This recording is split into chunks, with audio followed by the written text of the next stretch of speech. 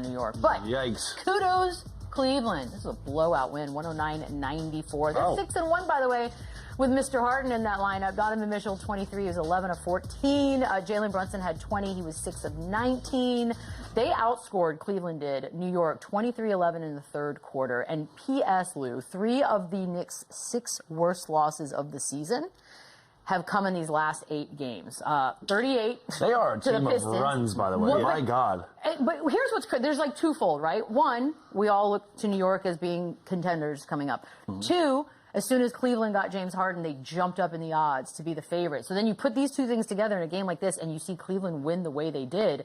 Look, New York Knicks fans, they're not known to be subtle, and they're probably not being very quiet today.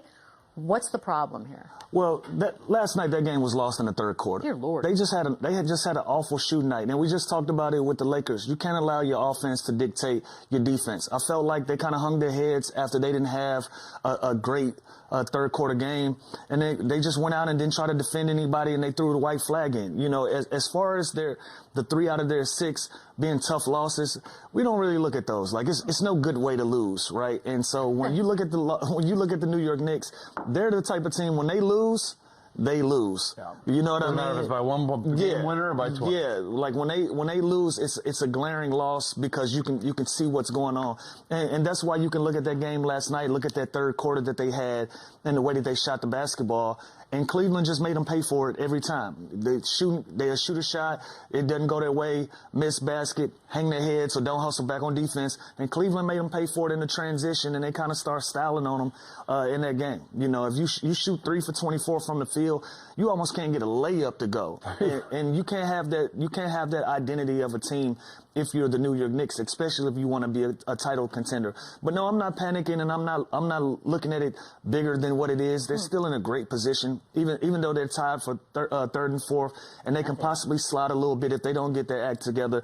But I think what's important for them is going into the playoffs, they need to remain a home court advantage basketball team. And if they don't do that, we're looking at a completely different outcome for the New York Knicks. And so I don't look at this bigger than what it is because the amount of points that they lose by, but they got to tighten up a lot of screws.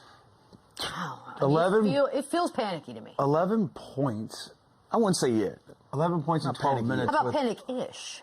Are you starting to feel things It's like... kind of, your hands might be a little sweaty. Okay, there you go. Your hands might be a little clammy, you know. 11 points in a quarter with Jalen Brunson and Karl Anthony Towns on the floor. It doesn't really make sense. And that's on pace for a 44-point game. 3 for 24 from the field, like that's tough to do. And again, it's not like the Cavs are this defensive juggernaut, like clamping. Like so, this is just a real bad quarter. And again, I think everything, just like the Lakers, everything is exposed in New York, right? So like when they go on, and they've been on some roller coaster rides this year where it's they'll lose 6 out of 10, then they'll win 8 straight. Do you think they have it figured out? Right when you think they have it figured out, they revert back to where they just were 2 weeks ago. So this team is very confusing.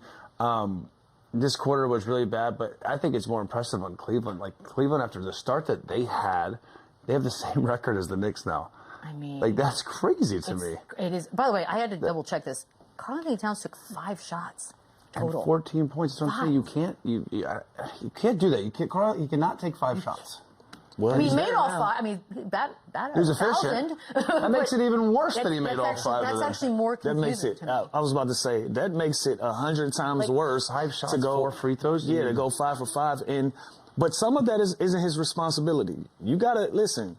Mike Brown got to find him more shots. What's going on? Your point guard got to find you more shots. You got to demand more shots. Everybody can share responsibility in him not getting more than 5 shots. But your second best player on the team, totally unacceptable, especially in the game like this. If nobody is going to make shots and you're the one person that can, I'm demanding the basketball. So that's something that Mike Brown and Cat, they got to look at each other and say we got to be better as a collective if we're going to continue to move forward. Mitchell Robinson took more shots than him. Yeah, that's like, yeah. In what world? In what world, Lou asks and demands? It doesn't make sense. You know what sucks about this? is I think most of us were very puzzled by the firing of Tom Thibodeau.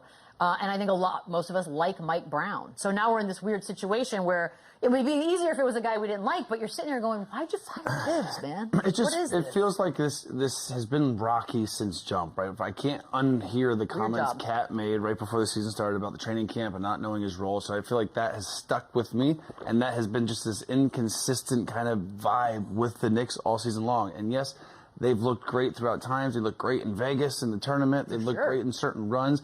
And they can, it's crazy how polarizing they are, where they can look like one of the better teams in a contender, and they can look like one of the worst teams on the very next quarter. They have no gray area. So they have to find a way to be consistent. They have to find a way to put this all together and not go on these skids, because, again, the Eastern Conference is as bad as we thought they were going to be, and they can easily fall out of home court advantage and be in real trouble going up against a Toronto or a Philly in the first round. Like, it's not going to be easy for them, no matter who they draw at the inconsistent rate that they're going. But they're just way too talented to have this type of season. Who do you think's under more pressure to advance, the Cavs or the Knicks? Cavs for me. Yeah, really? Cavs I think are a better team. I think they have higher expectations. I think they will. I think they like. I would have gone New York on that. Well, I say the Cavs, one, because of. You can see the potential and where they were going. And so now, from last year, what they were able to do, then coming back into this season with the expectation level of, okay, then how do you guys respond to the season and how it ended? They have that pressure on them, and then you also go out and get James Harden at the deadline. That says that you're making a run right now to go out and be a contender and try to go out and win the East when you go get a player like James Harden. So for me, it's got to be the Cleveland Cavaliers. But to their credit, 6-1 since they've gone out and had that trade, and they're showing and they're proving right now. So the pressure is on them, and they're responding to it. I'll tell you this: I'd be very surprised if Cleveland lost to Toronto in the first round. I'd be like, wow, that's bad. Fair. If New York lost to Philly or Orlando in the first round, I'd be like, that's crazy. Makes sense. Like, I wouldn't be that shocked. It shouldn't be like that, but which is crazy. I would be way less shocked if New York lost. Is that because of these crazy lopsided losses? I think so. Because I feel like last year it was all Knicks all the time. Let's go.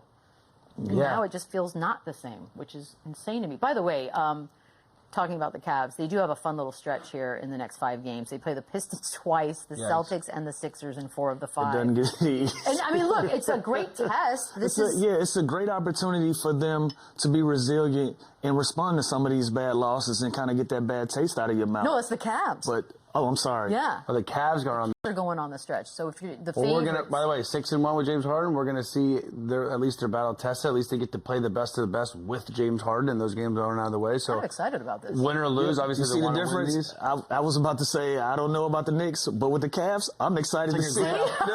So that's what I'm saying. The expectation, and they're responding to it. With the Cavs, it's a great opportunity to go and beat these teams with James Harden. With the Knicks, it's like they better win more than half of them, or it's a problem. Wow, that's crazy. Like, I like this for Cleveland because, again, now they're whole. Now they added Ellis. Now they added Schroeder. And look at Cleveland's upcoming schedule. Milwaukee, Detroit, Brooklyn, Detroit again, Boston, Philly. Man.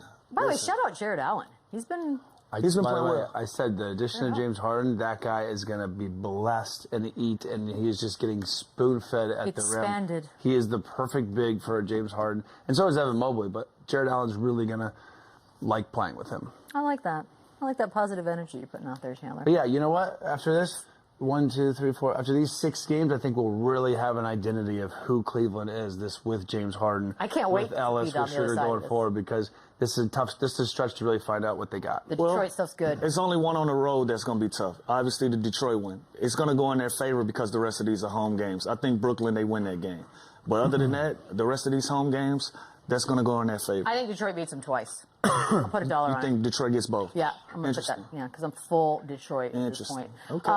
You're on the bandwagon? That's my Eastern Conference team. Oh. Yeah, if they're playing the Spurs, I hate them. Since when? You know Detroit's in America. Detroit's in America, though. You know what? Funny you should say that. What a segui you just set us up for. We're going to take a quick break. On the other side, the moment you've all been waiting for. Their Team USA roster.